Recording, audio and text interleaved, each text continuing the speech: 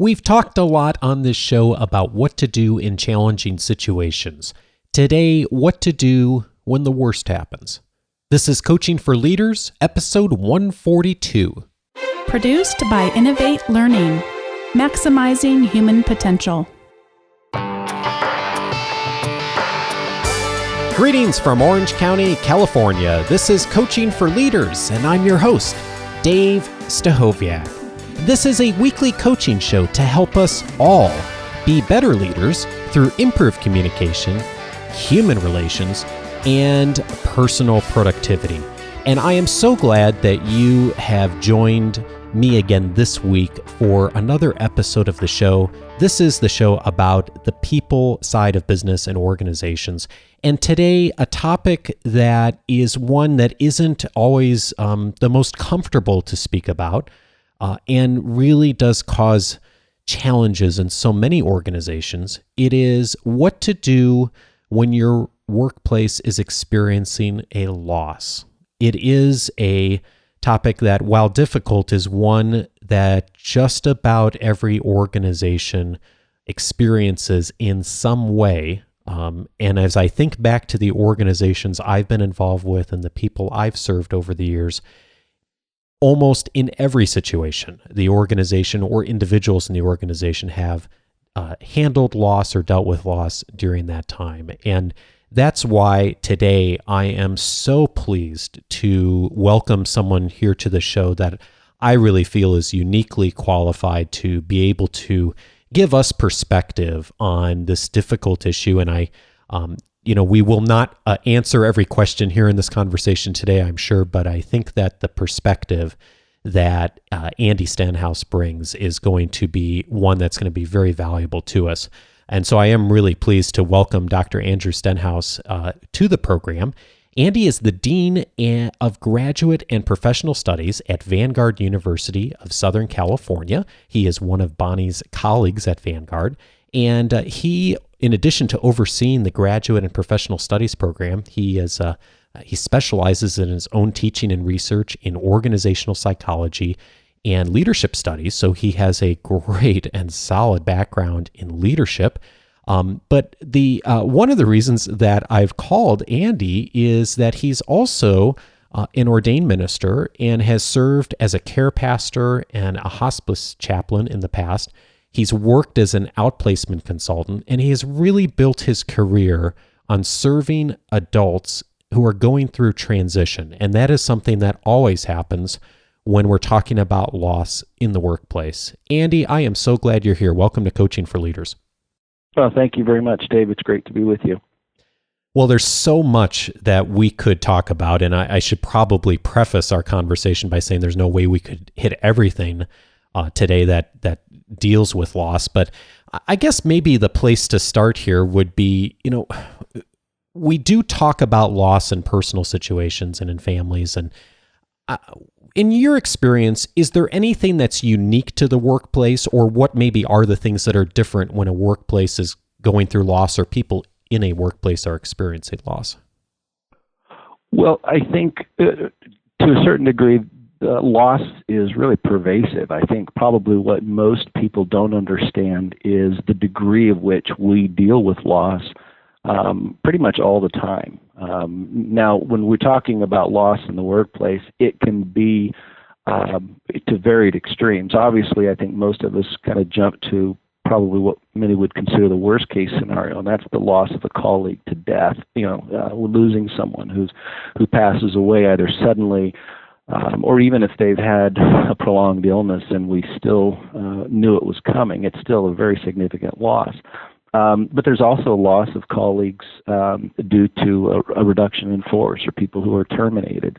And there are some similarities there, because sometimes, we show up to work one morning and a person that we've been working closely with for years is gone, and they've been terminated and we didn't know anything about it.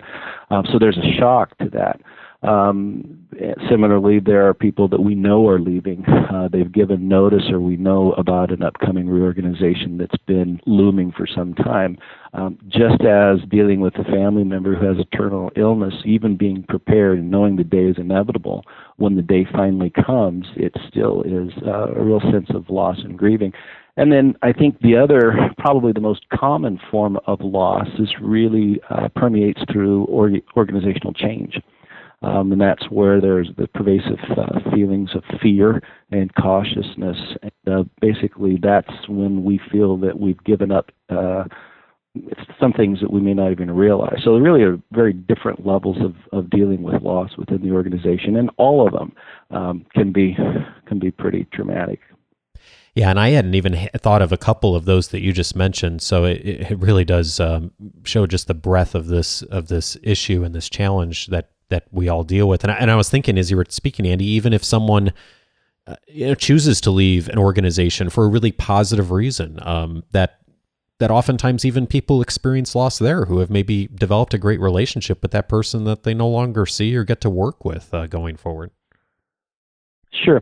Yeah, and the loss can, and it can really, it's a back and forth of several emotions. Actually, three emotions tend to kind of vacillate back and forth: fear, anger, and sadness. And somebody can leave, and very often what I hear is people underestimated the loss after they left. And one of the things that is pretty pervasive is, will we be able to carry on? We have a tendency to appreciate people after they leave because we realize how much they were carrying and how much was actually being relied upon for them to do their job. And so one of the fears is, who's going to compensate? Am I going to compensate? Or are my colleagues going to have to work extra hard? Are we going to replace the person? So, the fear can actually be that practical and that operational level. Interesting.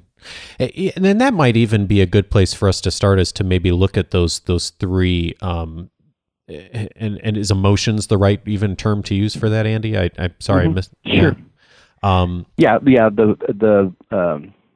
Typically, we have broad categories of emotions, and typically what we consider negative emotions, the most common dealing with loss, would be fear, anger, and sadness. And I guess this is a good place for us to start then, because I think I know the challenges that I've had. I was mentioning to you before we started our conversation that I've unfortunately been in a situation several times in the last 5-6 years where we've had a loss in the workplace, and someone I worked with closely has passed away very suddenly on 3 occasions. And I think that one of the challenges that I know I had, and I knew other people who were in that organization had, was just not necessarily knowing even where to start. We all kind of think we know what to do or what to say, and yet the fear and anger and sadness were all there in all of those situations. Sure. And so I'm kind of wondering, maybe if it might be helpful to look at, what do those 3 emotions mean? Like, what's involved in them? And then what are things that we could do either as a member of a team or as a leader that might may be helpful in helping people to begin to process their emotions?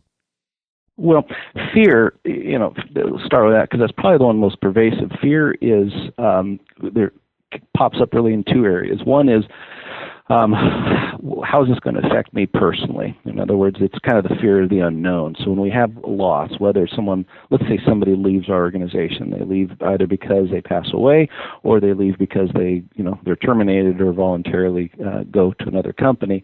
Part of the fear is, how is this going to affect me in my day-to-day? Is it going to create a burden, and is this going to be more than I bargained for?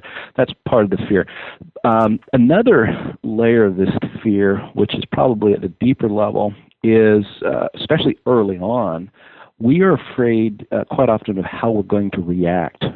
So very often, let's say someone passes away, and we know that we're going to have a chance either to go to a memorial, go to a funeral, or maybe interact with each other later.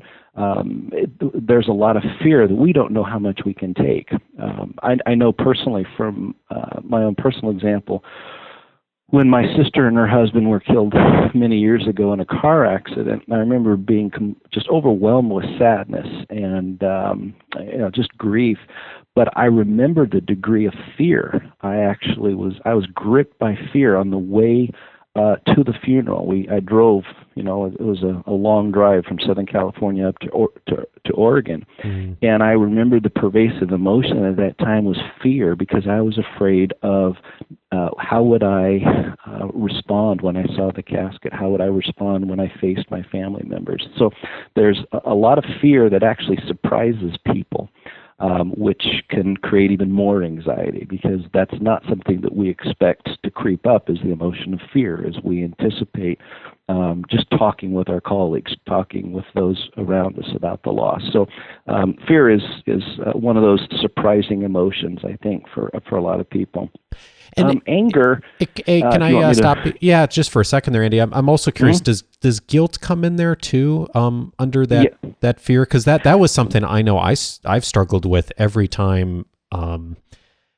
It seems like guilt has always showed up. Like, what could I have done? Those types of things always came up. Yeah, actually, guilt is a big part. Actually, I tie that in.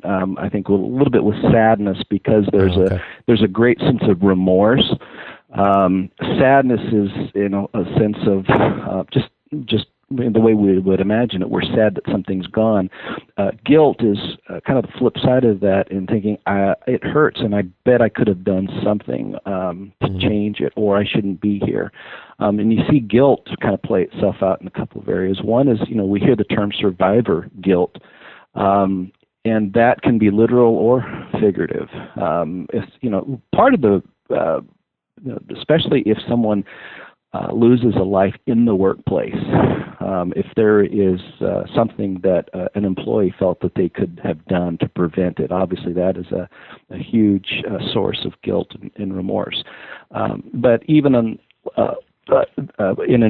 a reorganization, if somebody leaves the workplace, sometimes those who remain behind feel guilty for being there and thinking, wow, if anybody should have lost their job, it should have been me. But the third major source of guilt, which again is probably one of these surprises, is that we are not in as much pain as we think we should be. And that very often creates a little bit of anxiety for people. They lose somebody close to them, and they're surprised that it doesn't bother them as much as it should. See, part of the dilemma is everybody has these expectations of how they should deal with it, what they should say, what they should feel, and everybody grieves and mourns uniquely to them. And so when they lose somebody, whether it's in an organization, in a family, very often the guilt they feel is that they're not more devastated than they are. So then they feel guilty for not feeling bad. So then you got basically a cascade of emotions that they have to deal with within a particular window. Let me go back to one comment I just made. Yeah, please do. About the family and the organization. One of the things that's absolutely critical in understanding loss in an organization is understanding the organization within a family system.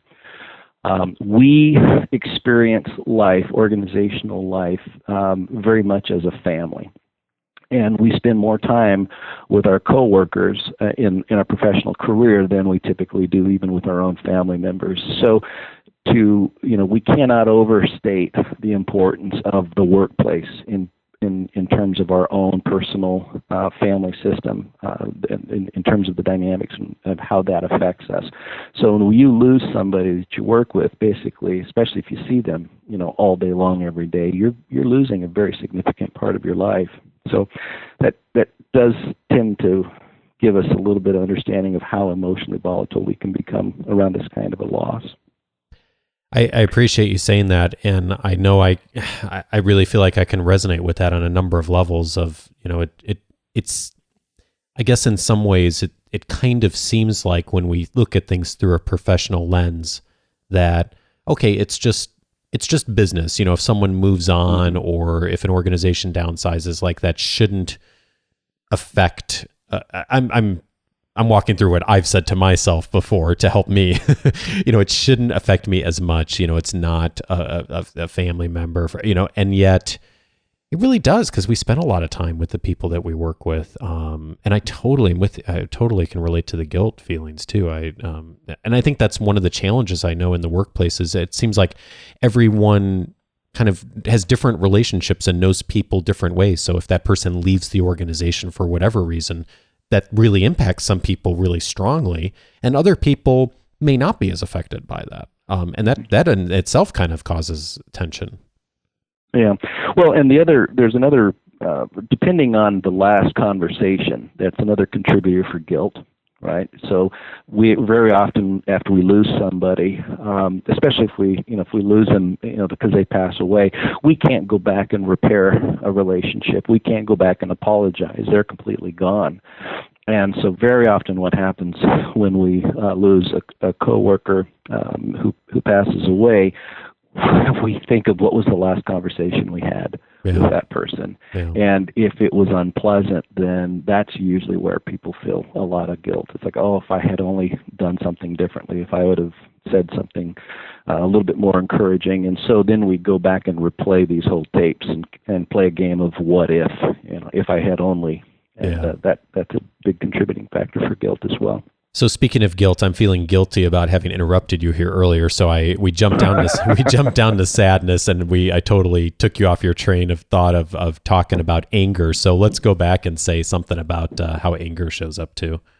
Well, let me just kind of hit anger and sadness both together. Sadness typically is the healthier of the two emotions, although anger is absolutely appropriate and given certain situations. And so very often we're angry. We're angry at a coworker. We're angry, we can be angry at the person who died or who left. Or we can, especially if they leave on their own and they are leaving because they're taking a job someplace else, we can be angry there. But what a lot of people don't understand is how angry they are at somebody who actually passes away. They're angry because they left them. And that's part of the conversation I think needs to take place is people are given the freedom to actually feel angry and express the anger. Eventually, people, in fact, if the old Kubler-Ross, anger is pretty much a part of every cycle, but at some point you go through that. And I think once you get through anger, and then you start to deal with the loss itself, then you kind of give yourself a little bit of freedom to just feel sad. It's like, yeah, it's sad. Yeah. The difference between the two is anger is typically an emotion that we feel that we're in charge of. So it's a great controlling emotion. We get angry, we get to do something. Sadness you don't do much with. You just sit back and hurt for a while, and that's one of the reasons I think people spend so much time staying angry and less time being in sadness is anger kind of drives us, and we can do things and feel like we're in control more. Sadness, you don't have a lot of control, but it's one of the healthiest emotions that we can spend some time doing, is just suffering the loss and being sad for a while. Oh, that's really interesting. I hadn't thought about it that way. That's really profound. Huh. I think one of the real struggles, and I've seen a few people work through this now, and I know you've worked with many folks who have experienced this, Andy, of if you're in a leadership role and a loss happens, either it's an organizational restructuring and maybe you're the person who is delivering even the news that people are leaving, and then also has to really find a way for the organization to move forward.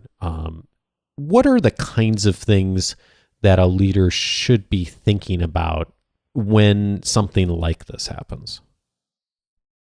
Well, there's a couple of things that I like to remind people of. First of all, whenever we're dealing with loss, I said you got to establish a culture that is pure freedom from expectation. In other words, don't expect people to all respond the same way within the same time frame. So there's this freedom from expectation.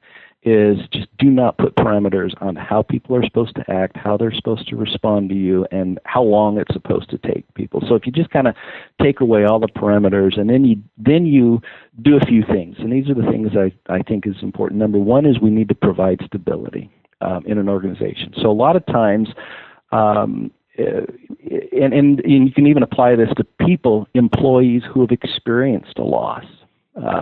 Loss is one of those things that we absolutely are out of control, and one of the most anxiety-reducing things that we can do as leaders is to provide structure, provide a sense of stability. Because basically if people feel as if there's nothing that's predictable, life is completely going them sideways, and what we can do is ensure that, hey, this is a stable environment, we are going to move on, things are consistent. We obviously do allow time for grief and for hurting and pain and conversation, but I think the first thing we need to do is we need to provide a sense of stability. It's basically a solid structure on which everybody else can then move throughout this process. Allow conversation. Very often, and this goes even through a big reorganization or even a small reorg. People often consider their own fears or their own emotions unique to them. And one of the things that's really helpful is for us to just provide forums for people to talk through their experiences, what they're feeling, why they're feeling, what they're afraid of, what they're mad at, and it begins to normalize the feelings, and they realize that they're not the only person that's involved with it. And of course, with allowing the conversations, we have to allow time. We allow, everybody is going to take a while, and sometimes we get frustrated because they bring up a conversation. It can be months down the road, and we go, "Really? We thought you dealt with that. We thought we were over." And those are the things that you can't put time limits on. And on the performance part, however, is that kind of takes us back to that's one of the things that's actually pretty stabilizing in an organization. People understand the work still needs to get done. We still have a job to do. Performance is still important. And believe it or not, that actually reduces anxiety more than people realize. Very often people think we should just stop business for a week or two, and when in fact that's actually the worst thing you can do. Because what people need to understand is life goes on, and it's predictable, and to a certain degree, but at least there's expectations that we know what we can do in the workplace. And so business going on, as usual, while we allow time for conversation and healing, but it's that business that goes on, performance is still an expectation, can actually help reduce anxiety in the workplace and can help bring healing.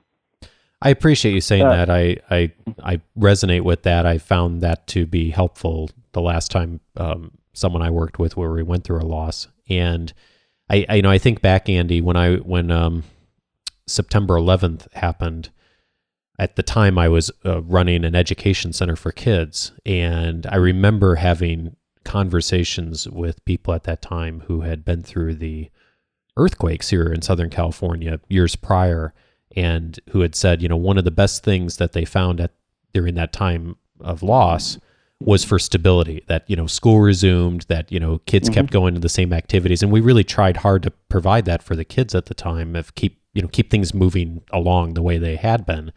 But I hadn't really thought about that as much from a standpoint of adults. And so it's interesting to know that that's something that's really helpful for adults too.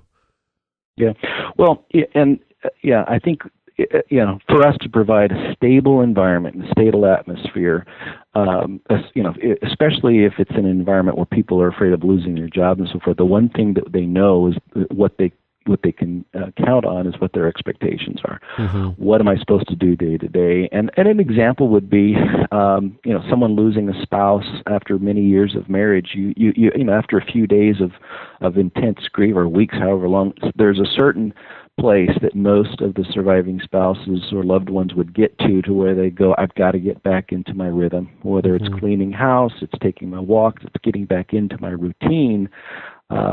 Most people will say when they get to that place to where they can kind of start getting back into the routine, it helps them process. You don't want to rush that, obviously, and give people a chance to grieve. But I think in the workplace, that's the one environment where people do tend to rely on structure probably more than any place else. The workplace and in their own faith institution, that's another stabilizing structure for them to lean on. Well, this is really interesting because this brings me to one of my questions that I think is a really difficult thing for leaders. And you've mentioned several times, Andy, already that, people really do process, loss differently depending on, who they are, their experiences, just how they respond to change, how well they knew the person or persons that loss has affected. And everyone does really process that in different times and in different ways. And so, as a leader, at some point, you really do have to make sure that the organization continues to move on. And how have you found any helpful guidance for leaders on how to balance, keeping job performance going and helping the people still handle grief who are going to need more time? Because I would imagine that's a really hard dynamic to walk. Yeah, and I think as a leader, you do articulate the things that I mentioned, and you articulate them soon. But when I say you allowed for conversation, that means you actually lead that conversation. You create the forum for conversation.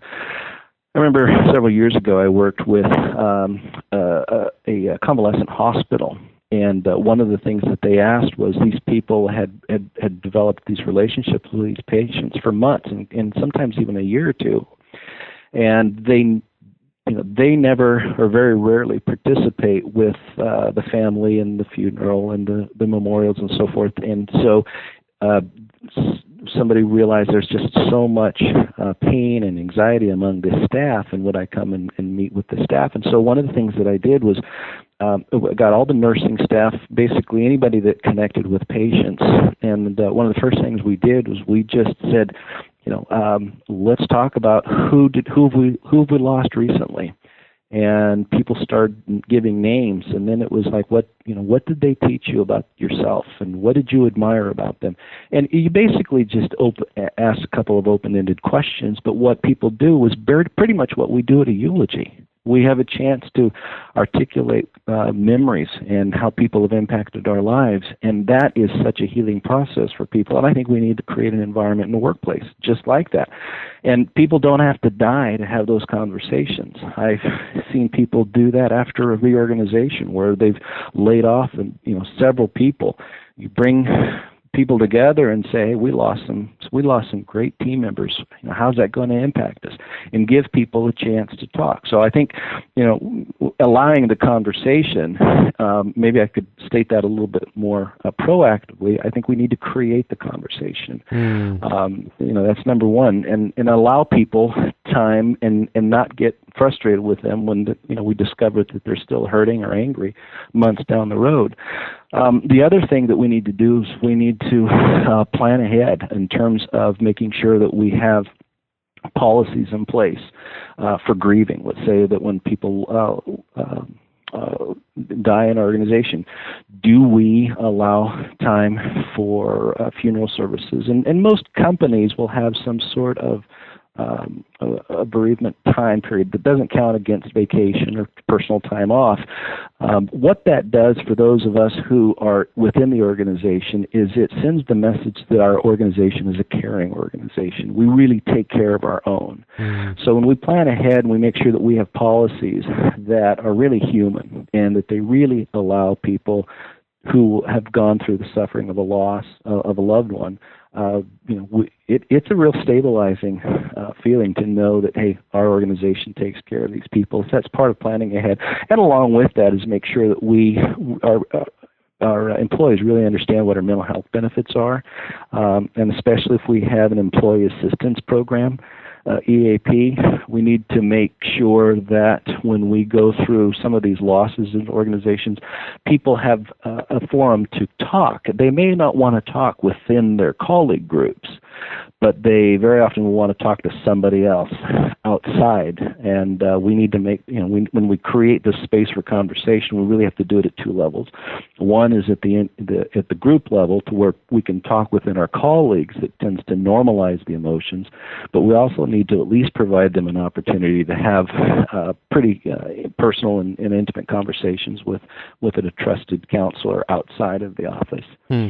I think those are probably 3 or 4 pretty important steps for us as leaders.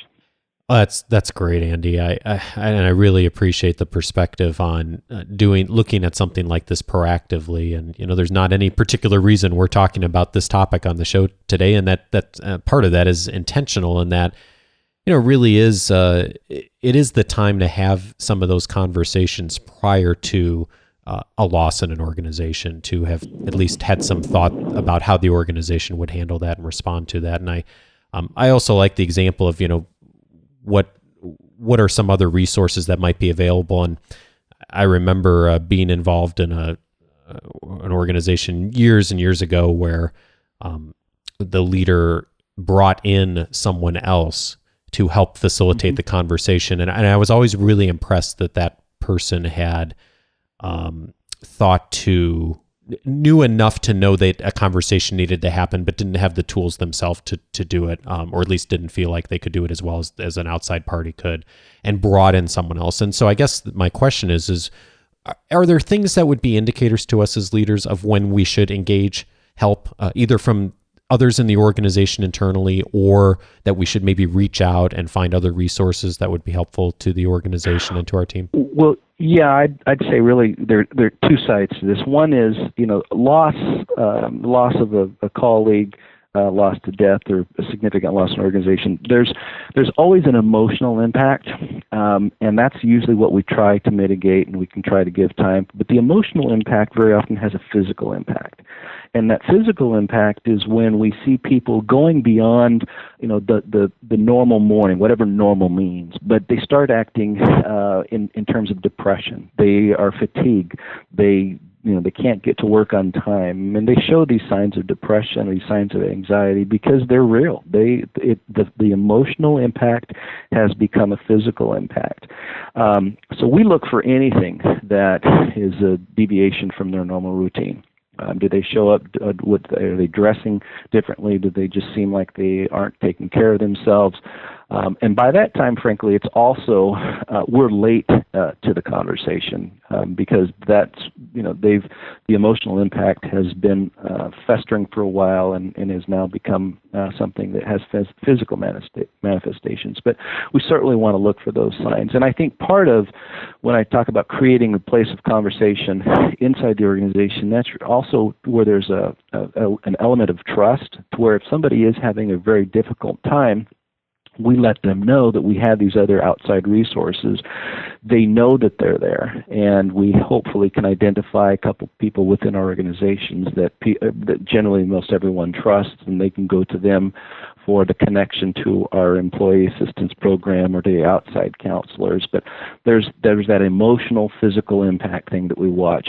And then there's another part that we see, particularly around loss due to death, and that's the spiritual impact. And that doesn't really have anything to do with the degree of religiosity. It's like everybody has these deeply held, very primal, emotional, but very spiritual experiences for the most part that, we talk about. It's a belief system.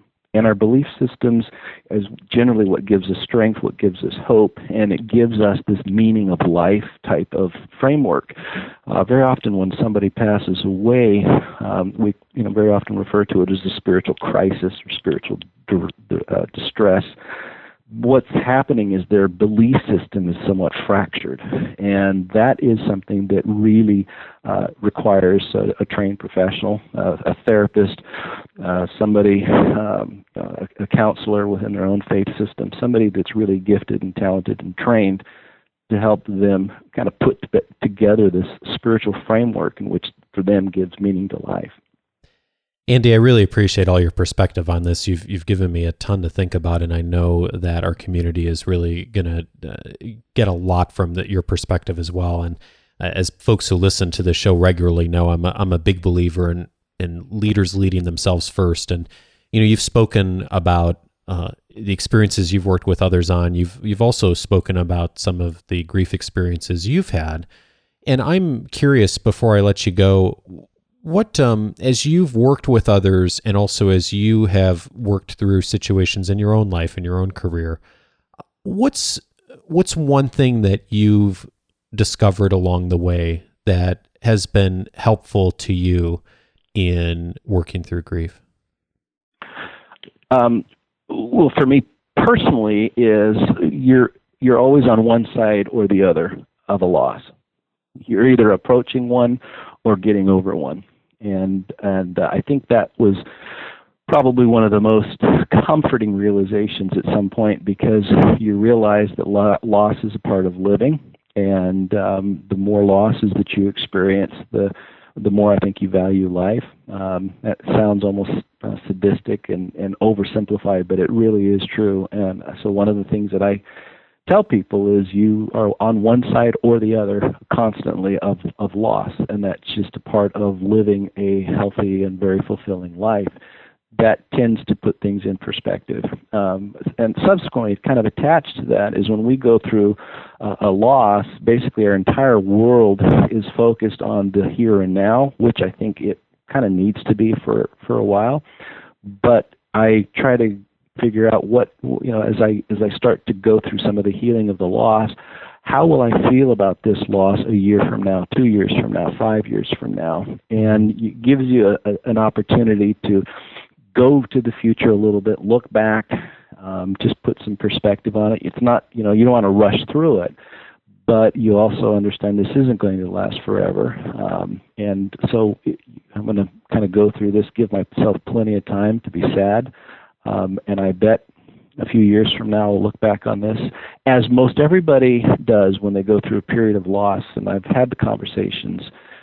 People look back and go, as it turns out, that was one of the sweetest times in my life, because it was probably some of the most vulnerable experiences I've ever had. But loss can be one of those amazing teachers. Yeah. And a lot of people look back on it and you go, it seemed like hell at the time. But looking back on it, I wouldn't trade it for anything. Now, I'm not going to simplify it and say everybody feels that way all the time. But a lot of people look back on that season of loss and understand how critical it was for their growth. Well, Andy, I am just so grateful for you being willing to engage in a difficult conversation. I just feel like I've been all over the map as far as asking you questions and interrupting you, and because it's a hard thing for all of us to deal with, and there's just not a lot of clear roadmaps when loss happens, and it's hard to even know where to start the conversation sometimes, including this conversation. So I just so appreciate your flexibility and your wisdom and your guidance, and I really appreciate you making time to share your wisdom about this and your experiences, and I know it's going to be so helpful to people. Good. Well, I'm glad we could have the conversation, Dave. Andrew Stenhouse is the Dean of Graduate and Professional Studies at Vanguard University of Southern California. Andy, thanks again for your time. My pleasure. Take care.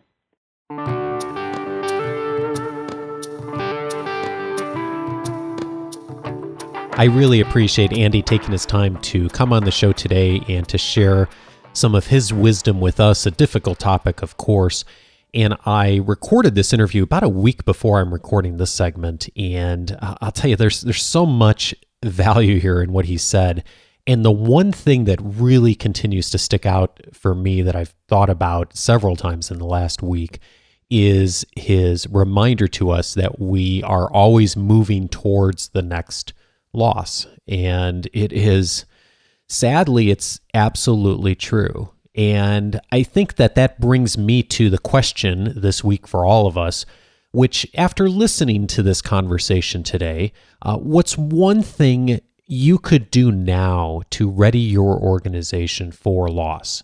If your organization hasn't experienced it before, almost certainly it will in the future, if not the organization directly, people who are in the organization experiencing their own losses in their personal lives and family lives. And it's certainly helpful to have some of that dialogue in advance and to consider some of the things Andy said here in advance. When that inevitably happens, it is a easier path to walk down. It's not easy, but it's an easier path to walk down when it does happen. And of course, we'd love to get your feedback on our conversation today and how it was helpful to you, or anything you have that you could suggest as part of the dialogue as well. And if you would like to join the conversation, go to coachingforleaders.com/142. That will take you to the notes for this episode. And at the very bottom of the page there is the place where you can join the conversation and leave a comment. And of course, if you have general comments, questions, or feedback about the show, or a question that you'd like me to consider for a future show or one of the future Q&A shows coming up, you can always submit that at coachingforleaders.com/feedback. And I want to thank this week the folks who have taken time to hop online and subscribe to the weekly update. And those folks this week are Abe Frodman, Marvin Powell, Phil Griffin, Edison Williams, Raleigh Mickrit, Natasha Lipson, Cindy Ramirez, and Manuel Ortega, Howard Herbert, and Chris Winch. Thank you so much, all of you, for subscribing to the weekly update this week. I do publish an email once a week, every Wednesday that goes out, and in that email, you will get an article that'll help you in continuing to be more effective as a leader. Also, you'll get all of the show notes and the links from each of the shows that airs on Monday at the bottom of that email as well. So any resources, links that we talk about each week, including this week's, will always be there, so it'll be really easy for you to get that information. And when you subscribe to the weekly update the first time, you will also get a downloadable guide with the 10 leadership books that will help you get better results from others, including 2 books that I rely on weekly. It's a nice little document, and it comes with a video too. So if that is helpful to you in planning your reading and you'd like to get the updates, just go to coachingforleaders.com/subscribe, and you can join as well, and we'd love to have you as part of that community. Hey, I also want to say a huge thanks to Sarah down in Australia. Sarah, thanks so much for the great review you left on iTunes. I'm so glad that the show's been helpful to you and your team of actors and creative folks. It's so exciting to get connected, and I appreciate your kind words. So thank you, Sarah. Hope to have a chance to meet you at some point when I make it down to Australia. Hey, if this show's been helpful to you as well, a great way to help others to benefit from this show is to leave a written review on iTunes or Stitcher if you use either one. And the best way to do that is just to go to coachingforleaders.com/iTunes or coachingforleaders.com/Stitcher. The honest reviews and feedback that we get on both of those directories are wonderful to help grow this community. So thanks in advance, and have a great week. Talk to you next week.